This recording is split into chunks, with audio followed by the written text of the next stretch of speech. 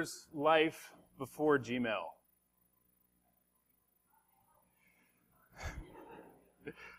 Who here remembers the massive amount of spam that we used to get in our inboxes before Gmail came around? I remember when I switched from Excite to Gmail, it was like entering the Garden of Eden of all email inboxes because I no longer had to spend all of my time marking things to be deleted. It was wonderful that I didn't have to spend all of my time working on spam. I could actually focus on responding to people's emails. Now, who remembers radio? That's a joke. Radio has changed over the last 10 years substantially because of Pandora, Spotify, Grooveshark. No longer do we have to make mixtapes. We can just type in our favorite artist and we get a bunch of music. How great is it that you can take your iPod, type in an artist, and go for a run without having to work on a playlist for hours and hours? Both of these things have one thing in common, and that is it uses data. We use previous data to figure out something really helpful so that we can spend more time listening to music or responding to emails. Today, I am going to pose a challenge to everybody here at this RubyConf to use data, to learn more about machine learning, because there is so much data at our fingertips right now that we could be utilizing. If you don't believe me, I'm sure most of you work on a Rails app, and those Rails apps are creating data. Big data is kind of a big mess. It's a bunch of jargon. It is mostly confusing, and that is unfortunate because a lot of us as Rubyists don't go after these problems, these big data-ish type problems, data analysis problems, machine learning problems. We think of big data as Java and R and Python and R and Julia and Clojure. But that's not an excuse because Ruby has tools too. We can do data analysis. We can do machine learning. If you don't believe me, JRuby can go into Java. We have C libraries that we can use in MRI or Rubinius. But unfortunately, data science is a new field. And it is a really confusing field. It is immature, and there hasn't been the Newton or Einstein to bring everything together. So it's just a big mess in our mind. If you ever look at an academic journal or any type of article, most of the time it's full of abstract math, calculus, and statistics. On top of that, Ruby is not meant for complex math. Matt's, the creator of Ruby, created Ruby to be a language for us as the developers to make us happy. Math was not created to make us happy. But that is actually really important for Ruby because unlike Java or R, Ruby is an expressive language where you can easily learn things. You can write Ruby code and it looks like English. We have an advantage because Ruby is so powerful.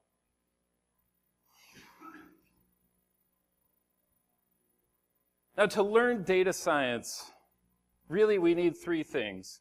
And that is, we need to listen to more speeches, we need to watch others do it, and we need to read more. Today, I'm only going to be giving a 30-minute presentation on sentiment analysis. By the end of this, you won't have a PhD in machine learning. You won't know nearly enough for machine learning, but just enough to get excited about the application to something like sentiment analysis. So sentiment. What is sentiment analysis? More or less, it is a simple problem of mapping strings of text to positive and negative. Sounds simple enough. Of course, it sounds like a toy example because what can you really apply this to? And most people are applying it to this one example, which is, imagine that you wanted to invest in the stock market. and you weren't sure how Tim Cook thought about Apple, instead of trying to read all of his politically correct banter about Apple, it would be great if you could try and see past that and determine a sentiment that he thinks for Apple. And this is a sentiment analysis problem in a nutshell. As a matter of fact, a lot of people are doing this right now with hedge funds. They're trading against sentiment in SEC filings. You could also monitor Twitter, whether people like you on Twitter or not. You could monitor whether your boss thinks that your emails are good or not. There's many things that you can apply sentiment analysis to. But fundamentally, it's a simple problem. The goal really being to classify this data into two different classes. And when I was putting together this presentation, it actually brought up a very good example. If any of you have seen South Park, surely you've seen this episode of the underpants gnomes. If you haven't, it's a very simple idea where Kyle and Cartman and the rest of them, they keep getting their underpants stolen by these gnomes. By the end of the episode, they finally catch up with the gnomes and they ask him, why are you stealing our underpants? Because that's an obvious question, right? And they present probably every business plan ever, collect underpants, eventually leading to profit. This is kind of where we are in a lot of cases with machine learning problems. We know what we're trying to solve. We know we have the data. There's a whole industry around big data. We have lots of data. But how on earth do we get from these sentences to a particular sentiment? Luckily, sentiment analysis being as deep as it is, it's easy to get data. There's a lot of people working on this problem. And a matter of fact, there's this GitHub repo right here that you can go to. You can download finance, sentiment, IMDb reviews, positive, negative words. Somebody has already done all the work for us, so that's already done. But what do you do with it now? We know that we want to classify something as positive or negative. We have data, but how do you go about it? And for that, I'm going to explain it in a very simple way. Chess. Everybody knows chess. Let's say, for instance, we have an example where we want to classify a chessboard into the two different teams. Of course, you're probably all thinking right now, that's pretty simple. It's just two colors, black and white. Unfortunately, as a machine, we don't have that real benefit of being able to discern that. Matter of fact, you can extract different features out of chess pieces like color, location on board, type, material, temperature, and really the list is infinite. And this is where I think most people get really caught up in the whole idea of data science. Data science is not entirely scientific. This is a very subjective thing where we pick out features out of what we're trying to classify. In the case of a chessboard, it's fairly simple. You pick out color, and obviously you have black and white. But what do you do with this data? I'm going to introduce two different ways of thinking about classifying data. The first one is a linear regression / clustering / naive Bayesian type classifier thing. Really what this does is it centers on finding the center of a class and finding as many data points as close to that particular center. As you can see up here, it's just drawing circles around the two teams. Pretty simple. The second way of thinking about this is the support vector machine algorithm. And this is the exact opposite. Instead of trying to find the center of a cluster or a center of a particular class, it's really just trying to find the biggest definition between the two classes. So as you see here, it's just like putting a moat in between the two different chess teams. That's the algorithm in a nutshell. All right, sentiment analysis. Sentiment analysis isn't quite as simple as classifying chess pieces. When we talk, a lot of the time we're using sarcasm, irony, we have contextual clues at the beginning of sentences. English is a very complicated thing to model. Any language is complicated. The features of text that we can extract out of text is infinite again. You can extract the character count of a sentence, the frequency of letters, words, stems. If you don't believe me on the character count, just imagine if somebody talked to you in one-word sentences, most likely they're pretty mad. Something to think about. Other features could be emoticons, punctuation, the list goes on and on and on. For our case, though, we will only focus on words, because words are the simplest, easiest thing to get our mind around. I'll let that sink in for a little second. When it comes to words, there are really three different terminologies that you have to keep in your mind, and that is corpus, vector, and sparse vectors, which are just a special type of vector. When it comes to corpuses, really all they are is a dictionary. So in this case, we have three different sentences. Portland has good donuts, Portland has a lot of hippies, and Portland hippies make good donuts. All true statements.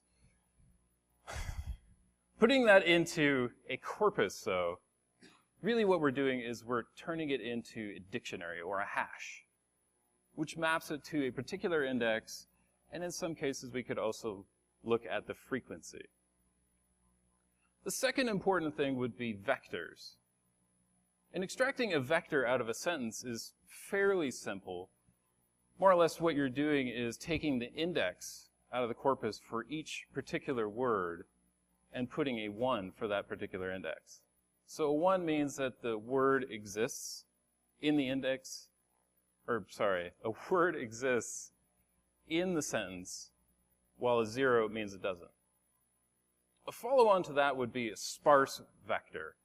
And as you could imagine, the English language full of 3,000 to 10,000 words at a particular time, these vectors can get really enormous.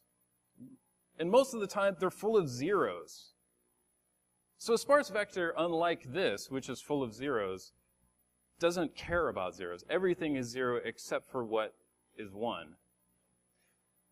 So to think of it differently, it would be a hash where the key is the index and the value is just 1. That's a sparse vector in a nutshell. Now, at this point, going back to our chess example, the obvious first way of approaching this problem would be to use a naive Bayesian classifier or a linear regression, something like we were talking before, where you're trying to find the center of a class and find everything close to it. But unfortunately, this breaks down in high dimensions. As you can see here, this was actually created by making random sparse vectors and measuring the average distances between it. And what ends up happening is as the variables go up, as we get more and more variables in our particular model, what ends up happening is the data gets further and further away from each other, so that eventually it's like this big shotgun blast of nothingness. Going back to the original idea of trying to find things close, that breaks down because nothing is close anymore. Everything ends up flying away from each other. They call this the curse of dimensionality, because as dimensions go up, things get further away, and it becomes tougher and tougher to model it using linear regression. So instead, we try support vector machines, which, as you remember, is the opposite. Instead of caring about how close things are together, it's looking for the biggest margin between two different classes. It doesn't break down nearly as much as linear regression or naive Bayesian classifiers. But there's still one problem with support vector machines. If you remember, there was just a straight line. The straight line, as you may think, probably doesn't reflect reality very well, because when is data ever linear? Most things don't follow a simple line. Luckily, somebody came up with a trick for this, and they call it the kernel trick, where inside of the support vector machine algorithm, they're more or less changing it from linear to nonlinear. The real definition of the nonlinear function is called an RBF function, or radial basis function. There's a really long proof proving that this RBF function operates in up to infinite amount of dimensions exceptionally well. So therefore, we have a nonlinear way of modeling two different classes that doesn't break down in high dimensions. There's one last thing that we need to be able to actually do this, and that is this extraneous parameter called C, because C means constant. Of course, they couldn't name it anything else because it doesn't really mean anything. This C is just a tuning parameter. And most of the time, people complain about support vector machines because of something like this tuning parameter. It doesn't mean anything. If you have 2, that doesn't actually mean that I have a 2 type classification. It's just a random number. The way you find this is through cross-validation. Cross-validation is a simple idea where you split your data into 2 pieces. You mark one as training, which you train a model, and then the validation, you determine whether it's correct or incorrect. So from that, you can actually figure out an error rate. Just putting that into a different perspective, basically what you're saying is that I have this training model and I have some data that I want to make sure is correct. I'm going to go through each row one by one and determine whether it's classified correctly or not. From that, you can determine what the lowest error is, which is what we want. We want the lowest error. Finding the C in this particular circumstance is looking for 2 to the negative 15 all the way up to 2 to the 15. It's just going up one by one for each exponent. And now I'd like to actually demonstrate something as opposed to just a bunch of concepts, because I think it's more interesting to see this in the flesh. And I'll be posting a link at the very end of this so that you can actually pull this down, mess around with it, and learn how this particular algorithm works. I'm not going to go through this line by line, but more or less I just created a Sinatra app that takes IMDb reviews, which are marked as positive or negative, loads that up into the support vector machine, and then from that you can, if I show you right here, you can load up, oh wow, that doesn't work. Everybody, all right. Anyways, what ends up happening is that you pull these random movie reviews. So this is a random positive one, gets marked as positive. On the other hand, you have random negative, which gets marked as negative. Something to point out here, though, is that negative is extremely bad because you'll see a lot of positives showing up. If you see just look for the blue. Whereas positive, for the most part, is very positively working very, very well. The reason for that, as I can determine, is movie critics have a way of making very backhanded comments about movies. So they'll be like, wow, that was really great if you suck. Stuff like that. I don't know if I can find one, but the self-serious equilibrium makes its point too well. A movie like life isn't much fun without the highs and lows. It's like, how is that supposed to be negative or positive?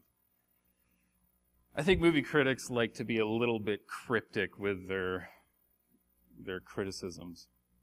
Underneath how this actually works, I just load everything into Redis, mainly for memory efficiency. And I'm using this libsvm gem, which luckily somebody actually did all the work to hook into libsvm, which is probably the best C library out there for support vector machines. Altogether, it runs extremely fast because it's running off of sparse vectors, meaning that the memory is really low.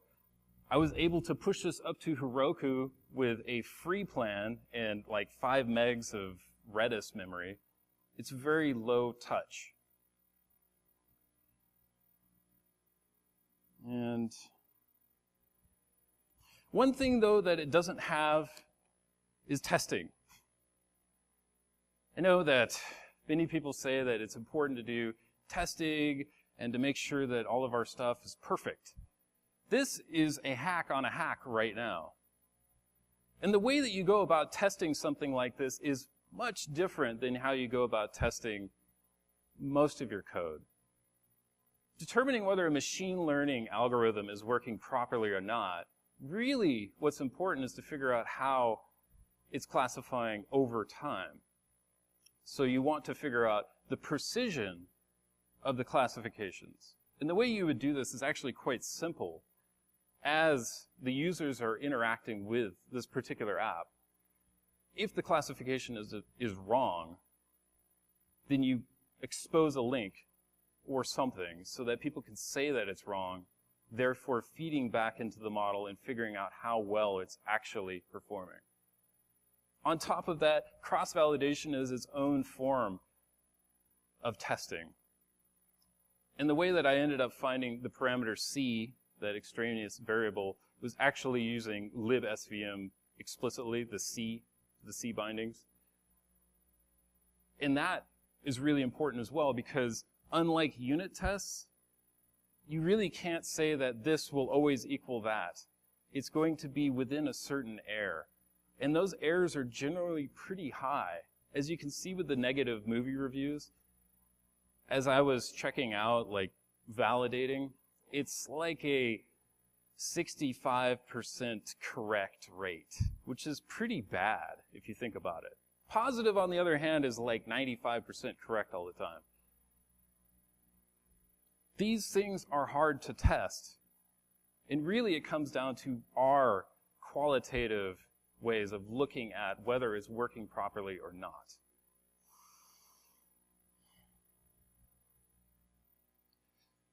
In conclusion, this is just the beginning. This will get you no further to that PhD in machine learning because it is just one algorithm and one example. I encourage everybody here to pull down this code, to play around with it, to see how it works, because that is how we learn. I think that it's important for us as the Ruby community to become more adept with data analysis because we should be able to. We have the tools for it. We can do it too, and we can bring our own spin to data analysis as well because of how Ruby is as a language. And now for that link that I promised. All right, I kid. Go to this. This is modulus7.com/svm-talk. It has a bunch of resources in it, a link to the GitHub repo, the Heroku app. There's some free machine learning stuff. And there's also a link to a mailing list for the book that I'm writing. So if you want to be really cool, sign up for that. I'm writing a book about machine learning, which will be coming out in summer of 2014. Check it out. But more especially, since this is the very beginning of the conference, you can come up and talk to me because I don't bite, at least that hard. So please come up, talk to me. We can talk about machine learning, and thank you. Thank you so much.